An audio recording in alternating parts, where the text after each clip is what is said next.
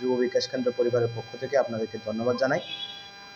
আপনারা জানেন যে রাজ্যের যে কোনো সময় যে কোনো আপদা হোক আর আনন্দের সময়ে হোক, যুব বিকাশ কেন্দ্র সবসময় রাজ্যবাসীকে একটা নতুন দিশা দেখাতে চেষ্টা করে। তারই অঙ্গ হিসেবে আমরা 2022 সালে এই হেরিটেজ ফেস্ট আমরা শুরু করেছিলাম এবং আপনারা দেখতে পাচ্ছেন যে প্রত্যেক বছর এই ফেস্টিভ্যালের যে মাত্রা দিন দিন বাড়ছে। রাজ্য সরকার আমাদের পাশে সবসময় সহযোগিতার হাত বাড়িয়ে দিচ্ছে, তাই আমরা এই মাত্রাকে বাড়িয়ে নিয়ে যেতে পারছি। এবং এবছরের যে মূল অনুষ্ঠান, আমরা আগামী 21 তারিখ থেকে আমাদের এই ফেস্টিভ্যাল শুরু করছি। আগামী 21 তারিখ থেকে 27শে নভেম্বর অবধি আমাদের এই অনুষ্ঠান চলবে আগরতলার স্বামী বিবেকানন্দ ময়দানে। এবছর আমাদের ছাত্রছাত্রীরা মূলত 26টি রাজ্য থেকে বিভিন্ন ইউনিভার্সিটি, কলেজ এবং বিভিন্ন রাজ্য সরকারের স্পন্সারে ওরা এখানে আসছেন। আপনারা জানেন তাদেরকে আমরা কোনো ধরনের ভাড়া বা কোনো ধরনের যে আর্টিস্টদের যে ফিস দিতে হয় এগুলো আমরা দিতে পারি না, কারণ আমাদের এটা একটা সামাজিক সংগঠন। আমাদের বিভিন্ন ছোট বাজেটের মধ্যে আমরা যেটা অনুষ্ঠানটা করি, তারা তাদের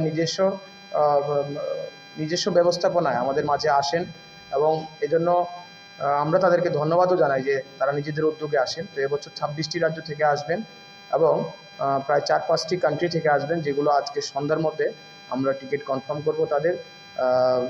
তারা উড়োজাহাজে এখানে আগরতলায় এসে পৌঁছবেন আগামীকাল বিকালের মধ্যে।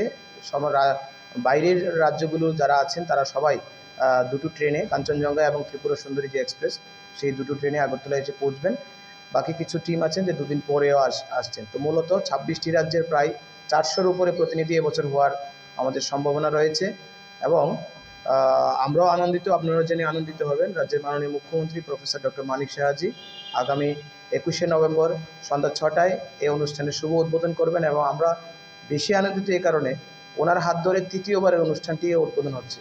এটা খুবই একটা আনন্দের বিষয় যে একই মুখ্যমন্ত্রী আমাদের একই অনুষ্ঠান তৃতীয়বার উদ্বোধন করতে আসছেন এবং উনিও আমাদেরকে অত্যন্ত স্নেহ ভালোবাসা দিয়ে থাকেন এবং ওনার গাইডেন্সে রাজ্যের সরকারের বিভিন্ন দপ্তর যেভাবে হাত বাড়িয়ে দিয়েছেন তার জন্য আমরা যুব বিকাশ কেন্দ্র পরিবারের পক্ষ থেকে ধন্যবাদ জানাই।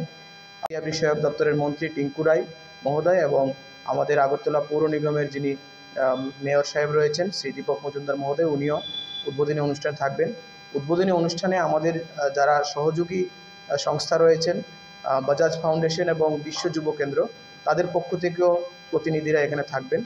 আর রাজ্যের সমস্ত নাগরিককে আমরা ওই দিনের অনুষ্ঠানে উপস্থিত থাকার জন্য, পাশাপাশি 7 দিন যাবৎ যে এখানে মেলা চলবে, সাংস্কৃতিক অনুষ্ঠান চলবে, বিভিন্ন ধরনের অ্যাক্টিভিটি হবে, তাতে রাজ্যের সমস্ত অংশের নাগরিককে আমরা আহ্বান জানাচ্ছি, আপনারা আসুন। আমরা সবসময় বলে থাকি যে যুব বিকাশ কেন্দ্র শুধু এই অনুষ্ঠানটার উদ্যোগ নিয়েছিল 2022 সালে, 22 সালে করেছে, 23 সালে করেছে এবং 24 সালে করছে। আগামী দিনেও আপনাদের সকলের সহযোগিতা যদি থাকে, আমরা এই অনুষ্ঠানটিকে রাজ্যের একটি ঐতিহাসিক অনুষ্ঠানের মাত্রায় নিয়ে যাওয়ার আমাদের প্রচেষ্টা রয়েছে। আমরা ইতিমধ্যেই ভারত সরকারের বিভিন্ন দপ্তরের সঙ্গে আলোচনা করেছি যে মাত্রায় আমরা জানি নর্থ ইস্টের বেশ কয়েকটি রাজ্যে, যেমন আমরা যদি নাগাল্যান্ডকে ধরে কথা বলি তাহলে হর্নবিল ফেস্টিভ্যাল নাগাল্যান্ডের একটা ঐতিহাসিক ফেস্টিভ্যাল। কাউকে বলতে হয় না যে ডিসেম্বর মাস আসলেই হর্নবিল ফেস্টিভ্যাল হবে। আমরা যুব বিকাশ কেন্দ্র চেষ্টা করছি যে রাজ্য সরকার এবং কেন্দ্রীয় সরকারের সঙ্গে মিলে এই হেরিটেজ ফেস্টকেও একটা এরকম প্রোগ্রামে নিয়ে যেতে চাই যে নভেম্বর মাস আসলেই যেন সারা বিশ্বের লোক জানতে পারে যে ত্রিপুরা রাজ্যে একটা হেরিটেজ ফেস্ট হয় আর সেখানে আমাদের যেতে হবে। এই অনুষ্ঠানের মাধ্যমে রাজ্যের যেরকম একটা নাম, একটা প্রচার সারা বিশ্বের মাঝখানে আসবে এবং যারা আসছে বাইরে থেকে তাদের মাধ্যমে আমাদের যারা সেলফ হেল্প গ্রুপের দিদিরা রয়েছেন, আমাদের লোকাল আর্টিজেনরা রয়েছেন, তারা যেমন তাদের প্রোডাক্টগুলো শো করার বা সেল করার একটা ভালো প্ল্যাটফর্ম পাবে, একটা অর্থনৈতিক এখানে একটা ভালো একটা ইনকাম জেনারেশন হবে, এটা আমরা আশা রাখি। আমাদের এই বছর ফেস্টিভ্যালের মাঝখানে এক্সিবিশন রয়েছে, যেখানে বিভিন্ন দপ্তরের সেলফ হেল্প গ্রুপ এবং আমাদের লোকাল আর্টিজেনরা এখানে ভাগ নিচ্ছেন। বিশেষ করে আমাদের রাজ্যের যে সুস্বাদু খাবার, আমাদের ট্রেডিশনাল যে ফুড, এই ফুড আইটেম নিয়ে জাতি জনজাতি উভয় অংশের আমাদের বোনেরা দিদিরা এখানে ভাগ নিচ্ছে। আমরা রাজ্যবাসীকে আবারও আহ্বান জানাবো, আপনারা এই অনুষ্ঠানের অংশ হিসেবে আমাদের পাশে থাকবেন এবং রাজ্য সরকারের সমস্ত দপ্তরকে আমরা বিশেষ ধন্যবাদ আবারও জানাবো, কারণ